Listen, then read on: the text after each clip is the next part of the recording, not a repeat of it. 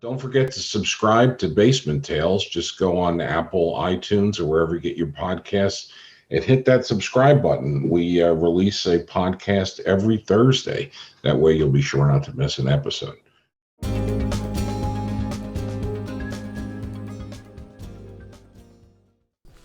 Welcome to Basement Tales with Sam Jackman, Charlie Einsman, Ed Grass, and Sandra Delancey. We have fun telling crazy but true stories about turning the worst possible property disasters into bags of money. Along the way, we'll pass along some important lessons to help you make cash on real estate. Sam and Charlie walked away from cubicle hell 25 years ago. Starting with no property, they created their own Clear Sky group of companies, sold hundreds of houses, bought dozens of rentals, and made millions in hard money loans. I'm Ed, a big firm litigator until muscular dystrophy made me find a hobby other than suing people. I miss it. Sandra's the normal person here with a real job plus some rentals. Her decades of friendship with the group, from office flunkies to property gurus, might help keep us all humble and focused on learning something. I wouldn't count on it. Oh shit, you're recording this thing? Okay. Hell yeah, this sounds good. All right, what's going on? Let me start this over, and I'll tell you what's going on. So Angels had a lot of activity of people wanting to list their houses. And so this one particular subdevelopment, we'll call it NF. It's in Fairfax County. First word is Newington for NF. You can. Second word's forest. So second word is forest. So over in NF. Is there any third word? No, it's just no. Okay, go ahead. Single family house. So I was doing comps for her today, and so there were 6 active listings, 3 coming soon, and only 1 listing under contract. And there were probably about 10 to 12 that have already been sold in the last 120 days. And that is a total market shift from what we've been seeing. And so we also have another house in the neighborhood that's going to come up on the market, and this is in River Falls and Woodbridge, Virginia, and she's got a couple more coming. And what the owner told us, and this is what's going on, from a macro view, is that he said, I need to put my house on the market now, get as much money as I can for my house now before the foreclosure and the eviction moratoriums end and the interest rates start to go up. So what's starting to happen in this area is a lot more inventory is coming on the market because people want to cash out of their houses right now. And so we're already starting to see that happening in NF. So you think this is the change? Is this the change moment? This is the cusp. My prediction is this is the cusp of the change moment. Now, I don't know for sure, but this is the first time at a subdevelopment level where I saw 6 actives, 3 coming soons, and 1 under contract. So that's 1 out of 10 is under contract, and that's total shift. But that's also interesting because that neighborhood is a lot of space out there, and that's right. And it's near the highway, and it's all the things that people want post-pandemic. Really, they have more space, a lower cost, access to the city still. You can get all your Uber Eats delivered. Crime is not a thing. This is an interesting phenomenon. Could it be you guys supposedly know this real estate stuff? But explain it to me like I'm an idiot. Isn't it in March when the selling and buying season starts, and then people want to get where they're going by August for kids starting school? Could we be in just a temporary slowdown, between the beginning and the end? Is that possible? Yes and no. It could be, but there's so much demand. And it's been such a short supply, you wouldn't anticipate an imbalance again towards supply at any time in the near term. So fast. So the answer is yes and no, right? So the answer is yes, but in our area, the selling season actually starts in February, and it goes to June, right? Seasonal slowdowns are in obviously July and August. However, the shift is that we don't see too many listings coming to the market in June, July, and August, right? Because even though the seasonal slowdown occurs, that also occurs for people wanting to sell their house. Now what's going on is we have a seasonal slowdown, probably with buyers, but people are absolutely freaking out and putting their houses on the market right now. And so I think we're going to see a big ramp up in inventory. Well, where are these sellers going, do you think? Are they moving up in the house? Are they moving out of the area? Or they want to cash out, but they got to live somewhere. Are they going to live in an apartment? What? Well, the one seller I know too, they're relocating to San Diego because their daughter's in college. The other couple sellers are actually retiring and moving out, and then the other seller is just selling and going to rent because they feel they're at the very peak of the market and they want to sell it while the going's good. And they're just going to Where are rent the retirees moving to? down Florida. Yeah, I hear Florida has a big boom right now. It's hard to get real estate in Florida. Is it pretty much nationwide? Do you think? Obviously, we focus on the greater DC area, but like I was mentioning, I know Maine reasonably well because I vacation up there, and I just saw a 2-bedroom house in a coastal area, but like 5-10 blocks back from the beach. 2 bedroom, 2 bath, 1.675 million. I mean, my mind just exploded. I know that area. That should be 800,000. I would think would be high from a year ago. So I don't know. Maybe they're just putting Any a crazy destination number. place. So folks are now, with this new shift in, where you can work and work Right. from, wherever. People are going to where they wanted to work from. So usually like these coastal towns, like you said, and beaches. So I would love to, get a place where I can look out over an ocean. So I'm Well, I thinking, know a place I can sell you for about 1.9 million. I no, could flip it fast. I'd buy. that's not in the budget, but Oh, oh Well, well. what happens to the people that have decided that they want to work remotely, which makes a lot of sense, and then their wages don't adjust too much, but then they're really remote workers and everything becomes efficient for them, and someone says that, hey, I'm in Ireland, I'm in India, I'm in Bali, I can do all this work at like a tenth of your price. Why do I need to have a remote worker that's already happens. yeah, but now a whole nother subset of people who thought that it was important to work together are now moving out of the area. Aren't they exposing themselves to? They're not veterinarians. They don't have to see your pet. They don't have to be here, and they don't have to be a U.S. citizen. Well, it's an interesting way to look at it, right? That happened when telecommunications and telephony became so cheap and easy to do. There was a massive shift of, say, everybody knows the call centers shifted to India and the Philippines because the good mix of low-wage workers who spoke English. And so what you're arguing for, not that you're in favor of it, but just the effect, is why not go up the line to something that's, I don't want to, not necessarily more complicated, but what's traditionally, I don't know, say computer programmers are pretty high Yeah, end they're already pay moving wise. accounting out, Right. and they're all already moving legal file review out. But if all the systems are getting set up so they're so convenient and so structured for external work, you can move a lot of stuff out. Yeah, I guess you're almost, if you go to your boss and you say, oh, my work can be done remotely, and they go, oh, okay, well, maybe you're thinking remotely in a coastal area. I'm thinking remotely on a different continent. Yeah, What I'm hearing though is moving, and relocating, whose jobs do allow for that, or may not even allow for that. But if you take your New York salary and move down to somewhere in the middle of Florida, which is less expensive than living on the coast, should I still pay your New York salary? So I'm hearing that that's kind of shifting too. Well, Ed can respond to that. Ed, respond to what you told us earlier in the week What did you tell us earlier? about was it Bank of America or who was it? Wells Fargo? What bank was it? Remember you said the CEO made an announcement. Oh, you're yeah. Gonna get, Yeah, one of those CEOs said something to the effect of, exactly, sure, you can work remotely if you want, but I ain't paying you a New York salary. Because if you don't have to pay for the New York house, then why, you don't need that money. I mean, I remember in the legal game, this is 25 years ago, but coming out of law school, there was a starting salary that was the going rate, and there was a starting salary in New York that was the going rate, and it was quite a bit different, something like $25,000 a year difference, and it was primarily because of the housing costs.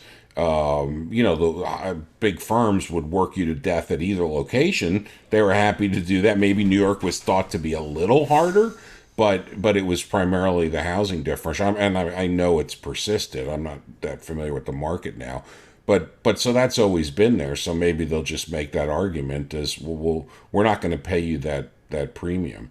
And I know my wife was in the military for a while, and her brother. They pay sort of locality enhancement.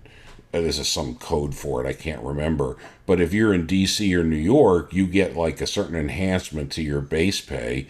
And if you're out in Missouri at, flying bombers remotely in Missouri, you don't get that enhancement.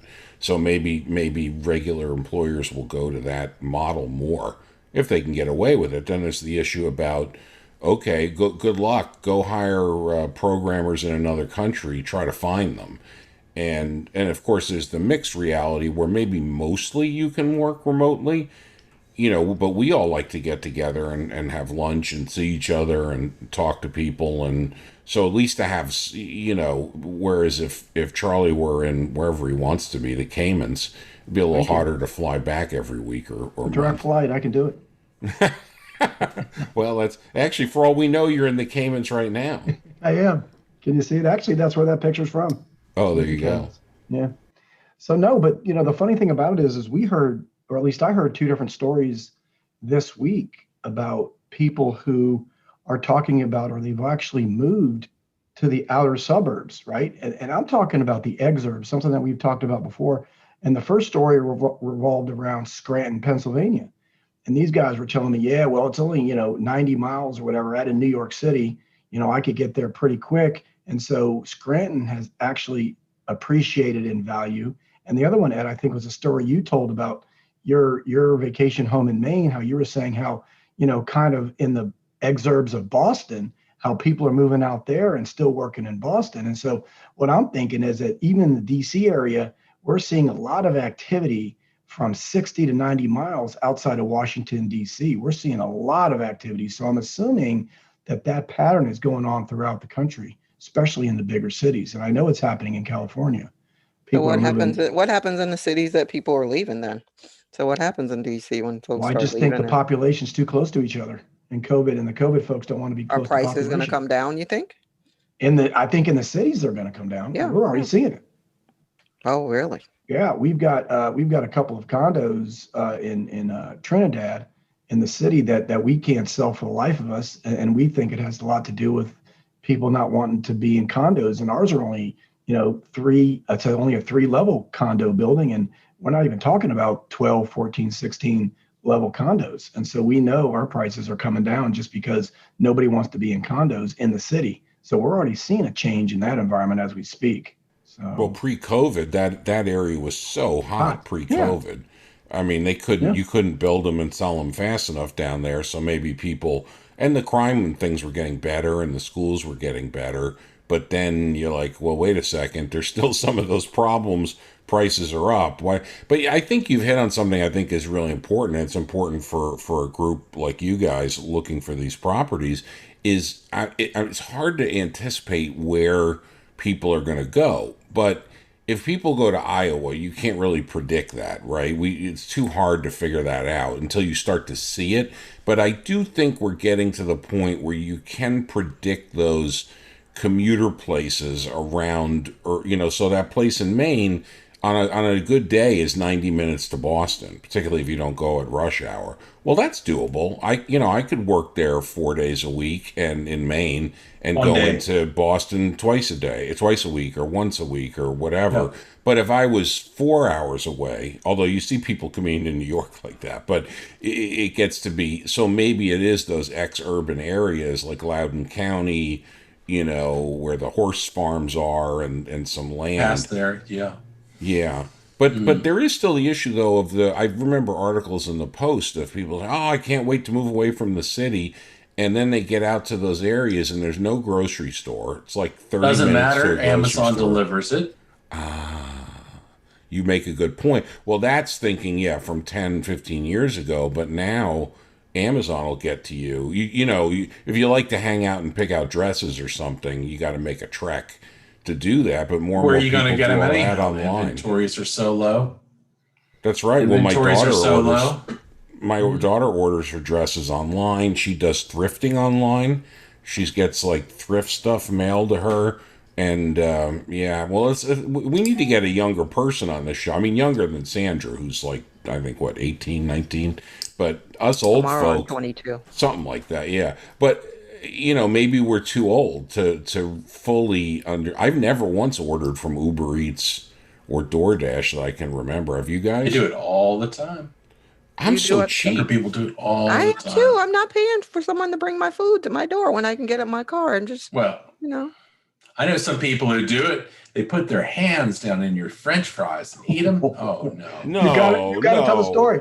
No, you no, cannot. No, no. you I can let cannot it lead go. us in without telling the It's a story. basement You tale. got We to need to tell hear the it. story. No, Sam, you got to tell it. Let's Just hear do it. not say names. Let's hear it. Okay, let's just say I know somebody, and that person, he wanted to make a living with his Uber Eats, but it's complicated because he doesn't have a lot of money and he's hungry himself. So we just have a snack on the way with the deliveries. And then if there were a lot of complaints or whatever, it's not a big deal. Deliver on a bicycle if you need to. You deliver it. You don't have any gas costs. You deliver it, locally, and then you just have a couple fries. Or maybe, I don't know, if you have a slice of pizza out of someone's whole pizza, or you just have a half their sandwich or what. Well, you You can probably always going get to some notice. You're going to notice the missing Exactly. slice of pizza. Exactly. Or a missing Well, bite out you of the know how you sandwich. can scoot them around a little bit, and have And like this is a little stretch the cheese strange. a little There's bit. a half-inch gap between every slice here, and the guy's like, "Yeah, it got Yeah, shook our on the pizza's never bicycle. attached. What's going on? It All of got the shook up edges. on the bicycle." By the way, this is a true story. Yeah, yeah. So after all of that, I got familiar with that. I don't care to have my food delivered and Right. handled. And the location is in a state that wants to secede from the country. I think that narrows it down to about 47 states. That rhymes with what? What? What does the state rhyme with? Can't say. Borneo. Barnea? Okay. And the college town is Manford. It rhymes with Manford. Well, where do this is another interesting thing. I remember after '08, there was all this talk about, kids don't want to buy houses anymore. They're scared of it. They're just going to rent. We don't want to have a meltdown like that. So then all those people grew up, and then there's younger people who don't remember all that horrible crap. And clearly people were buying houses before the pandemic, and they're still buying them now. But what are who is forming new households now? What is that generation looking for? We know our generation, but when do people buy their first house now? Not when you're 20 usually. It's more like when you're 30s, right? Got to be because I don't know about you guys what your experience is in, and Sam and Sandra, you tell me in about 4 or 5 years, but at least in my situation, my house is full up. Right. So I've got some late 20 somethings in my house. That would be a husband and a wife and a baby that have been living in my basement for a year and a half. And I was told that generation, about 50% of the folks that are from 23 to about 30, they're saying at least 50% around that number are living back with mom and pop apartments. Right. Well, because of COVID, primarily, I've got all four of my kids at home too. One post college, one in college, one's going to go to college, and one's high school. But the post college one has got a job. He's gainfully employed and all that, and he commutes quite a bit to get to work.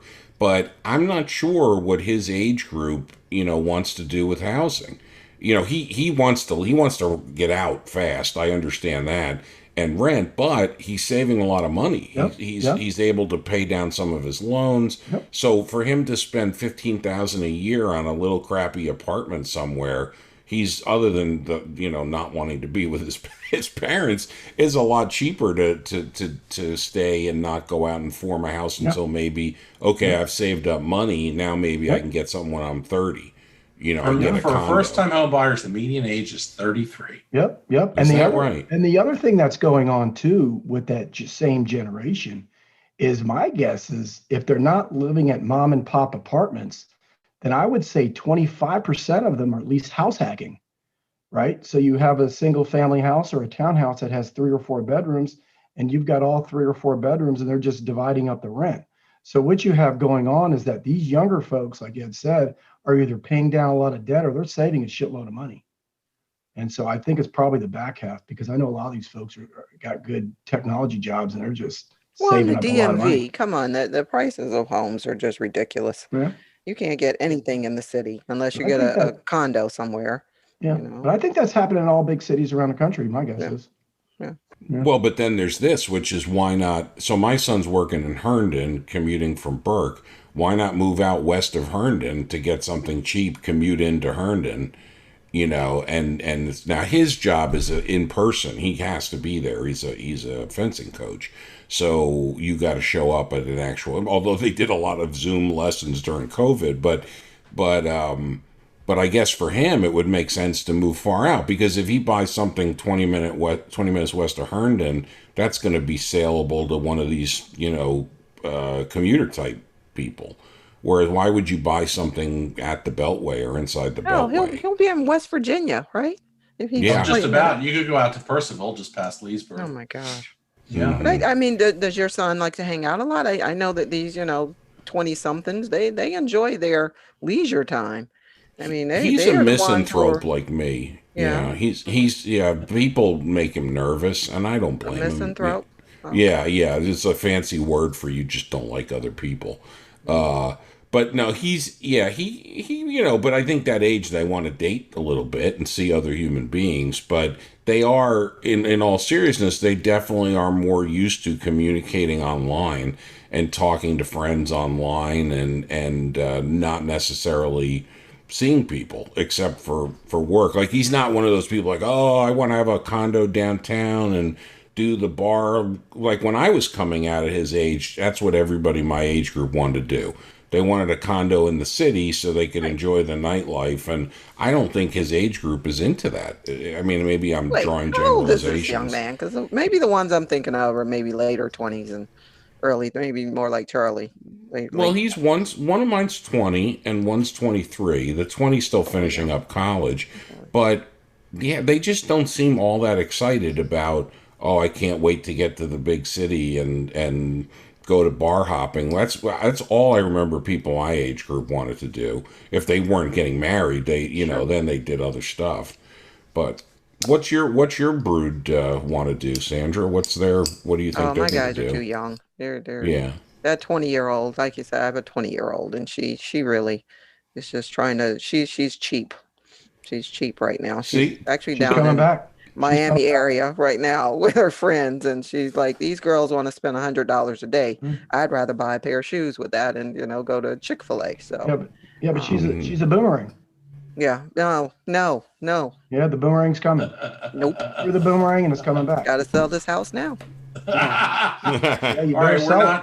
we're not Better putting this sell it. out You for better move everyone to into a see one right bed. You away. better move into a one bedroom condo because the boomerang's coming back. We can put a bet on it. We can put a bet on it right now.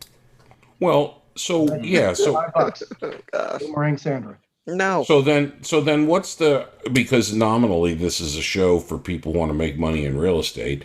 We've certainly talked about it's going to the hidden market to find stuff. There may be some deals, but stuff so high priced that's kind of slowed down. What should people do? Should they be looking to buy condos in the exurbs, buying houses in the exurbs? Do they need to buy a Hopefully, real estate hedge? Do they need to buy something that goes in the opposite direction of the real estate market? Because is it at its peak? Are we what's there? that? Well, so Well, no. what's the opposite of the real estate market? Without having to buy like a derivative, like something that's a fund that shorts it. I don't know. What's the exact opposite? One of the things that I've seen just in the last 2 or 3 weeks, and I've had a couple different experiences, not my own, but people that I talk to, is that because of the foreclosure moratorium expiring and because the eviction moratorium is either expiring or has expired, depending upon who you talk to, including the Supreme Court, I'm seeing a lot of mailers getting a lot more callbacks and a lot more throughput. And that's from a couple of different people that are hard money borrowers. And they've told me they've got so many different callbacks on these mailers. Whereas in the last 9 months to a year, I'm talking postcard mailers, I'm talking yellow letters, I'm talking handwritten mailers, I'm talking about all kinds of things. They're getting a lot of calls, whereas in the last 9 months to a year, they weren't getting anything. So that's definitely working right now because people have got the oh shit factor going on. They're like, oh, I can't squat here anymore. My foreclosure's coming. That was going to be done before COVID, and so they're starting to get a little nervous, and they're getting a lot of phone calls on the mailers. So I'm seeing that. Yeah, so you're talking about people going to try to buy distressed property and sending out advertising and all that. Well, yeah, well, certainly, like the just today I sent you guys the I'm not sure when this will air, but pretty soon. But the Biden just extended the eviction moratorium by 1 month from the end of June to the end of July, and pretty much said in the statement, "This is it, folks." And it's smart, sort of. This I is it mean, until it's not it. till it's not it, but it makes sense, right? For a long time it's been June, so people are understandably putting it off, putting it off, putting it off. So then they're looking out there and thinking, oh man, this is going to be a S storm when this date hits. Let's put it off another month so we can tell people, look, we gave you, there's a final extension. People hopefully see that, and now they've got a month and a half almost, well, actually a month and a few days to react to that, to try to go out and, like you said, Charlie, sell their distressed property or Probably need to give them another stimulus of like $100, something ridiculous. Like, probably a okay, hundred this is it. thousand. No, not 100,000. We're gonna bring it way down. You're not gonna get, whatever. Here's You're gonna ease them $100. out of it. You're gonna ease Yeah, them out of what it. are you gonna do with Here's the $100? last $30. This is the Well, last Sam and 30 of the Charlie, account. That's Sam it. and Charlie will give you a stimulus payment in 48 hours. They'll buy your property and give you cash for keys and move you out and all of that. All But of that, yeah. you're right, Charlie, that may stimulate the hard money business because everybody's out there, and all of a sudden people are going to be getting foreclosure notices. What is it, Maryland? June 30, the system's supposed to open back up again. So separate from the CDC moratorium, in Maryland, if you wanted to foreclose, they just shut the window. It's like at the ballpark, you want to go get a hot dog, windows closed. So the window's supposed to open up July 1, and you got to wonder if there's going to be like 40,000 notices ready to get filed by people. I've theorized and seen some indication that banks, it's just going to be counterproductive if they all jump in that fast. But private owners and private lenders are probably going to be, Wait, so rocking have it. we talked about what happens with all those, payments that are owed? You know, does that Yeah, just go well, away, or yeah, you can't expect to start foreclosing because we haven't made payments in a year, right? Well, Or that's the theory. I mean, so you had the forbearance. So if you were the right, homeowner, you could get the forbearance where technically you were not in default. They just stuck the principal and interest at the end of the at the end. loan. Hmm. But so that's going to be happening too, right? Where the bank's going to say, okay, forbearance is over. We've put $10,000 to the end of your loan. Kindly send us your normal payment now because the COVID's over. And there's going to be a decent number of people who, maybe they've got another job, but it might not be as good as their last job, or maybe they've got their job back, but they have a lot of other debt issues. So it's really, so that's the forbearance is going to end. Then the ability to foreclose is That's going to the ideal reopen. case. That's the ideal case. Your forbearance was just added, or you were in forbearance and payments were added to the end. Or Yeah, is there but another? remember, and I've been talking to folks many times. The equity has risen so much in the last 2 years, which is dramatically outpaced the forbearances that are being added to the back end of the loan. So the net sum gain for the lender is that they're less risky in the value of the asset because of the equity has outpaced the payments that's getting added to the back of the loan. So the loan from a LTV standpoint is a lot more safe. So what that's going to do is allow some of these people, as long as they got a job and decent credit, it'll probably allow most of them to refinance out. That That's a makes sense. fascinating point, right? Because they won't necessarily have dinged their credit because of the forbearance issues or COVID or whatever, but Right. they'll figure, yeah, these are still good credit risks. Right. And of course, the homeowner's in a better position because Yeah. they figure net. It's not like in '08 when people are Right. underwater and they're like, screw it, why am I paying? I'm 100,000 underwater. Why should I pay for this house anymore? Here, Right. they've actually the increases made money. And of course, if Yep. the banks are thinking logically, and cross your fingers on that one, they would Yep. have an incentive to go slow on the foreclosures because Right. what that would do is drive down the prices, That's right. which would hurt their performance and blah blah blah. But we don't know. I mean, we don't Right. know what disruptions there's going to be, and certainly the private homeowners who rent it out, like our Sandra. Fortunately, I gather your tenants are paying, but a lot of tenants are not paying, and so that they're going to want those people out pretty fast if they don't start paying pretty soon. Right. And so in our opinion, that was the number one absorption point, right? For all these supposed foreclosures was the fact that the people in the forbearance could refinance. Now, the second absorption point that we thought, and I'm not so sure this is true as much anymore, just because what I'm seeing currently is Yeah. that because the equity has risen so much, interest rates are still low. If you're behind on your mortgage, you just simply put a sign in the front yard and sell the house on the MLS. Now, what's changing as we speak is the fact that now you have a gaggle of people who are putting their house on the market because they're worried that the values might go down, and they're selling their own houses even though they might be current on their mortgages and they're just normal homeowners. We didn't account for that. And so I think that's going to put a disruption into the disruption that we didn't really account on. Does that make sense? Yeah, we're gonna jump now. We're gonna jump, especially since we realize that, this is happening and we wanted to move, anyway. So Yep. to your point, you folks retiring. I mean, if you haven't retired yet, and now's definitely gonna be the time that you sell, jump ship and head down to Florida, Yep. Although probably some of the reason that there hasn't been that much put on the market is exactly that. People don't have anywhere to go. There's not a lot of so I want to move from DC area. A great time to sell your house. I want to go to Florida and buy what house exactly? They it's got the same problem unless you have the guts, and I wouldn't probably have the is to sell, try to rent. Okay, try to rent. That's not that easy for a while, and then wait till the imbalance goes up again. I guess Florida's a if you're big really state. There's a lot of real estate down in Florida. As long as you don't want to live on the coast, on the water, you can still get a great deal. Not that I'm selling Florida, just saying. yeah, well, you're selling DC. We want DC's numbers up.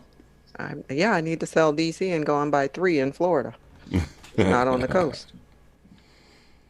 Well, so and the last thing I'd say, because I know we need to wrap up, is the new Biden statement was very interesting. That put that extra month on the non foreclosure CDC thing, very detailed about and saying we want to get there's all these funds that were put in the last COVID relief bill to help people catch up on their rent, right? And the problem is there's umpty dump different websites and places and people, but there is money there. So they're like, please use this next month to get this money Yep. so you can avoid foreclosure. And so that seems a little bit new. There didn't seem to be quite so much of a push. Again, I don't know if that's really going to help. The problem is vulnerable people don't always have the wherewithal to work their way through a complicated system like that. They may totally apply or totally be subject to getting it, but don't know how to get it. I mean, I wouldn't know exactly how to get it. I'm a lawyer. I'd have to figure the whole system out. So I guess, well, this I think has been a fascinating talk because it covers what we're thinking a lot about. We're a little bit on the sideline. I mean, we have our hard money stuff, and your hard money stuff is still going, but what's next? I mean, we're really in that what next waiting phase, and it could happen next week or it could happen a year and a half from now. So we're going to keep studying it and talking about it and letting our listeners know. As long as you hit subscribe, you'll hear more. Maybe by next week we'll have it all figured out, Right. and it'll all be easy again to make loads of cash. But it's going to happen. It always Well, in all of our lives, it's always cycled. And we're seeing the beginnings, as Charlie said. The cycle may be peaking, and they're going to be heading back down. Yeah, tipping point. So thank you all for coming. Please subscribe, and we'll catch up with you next time. But like us.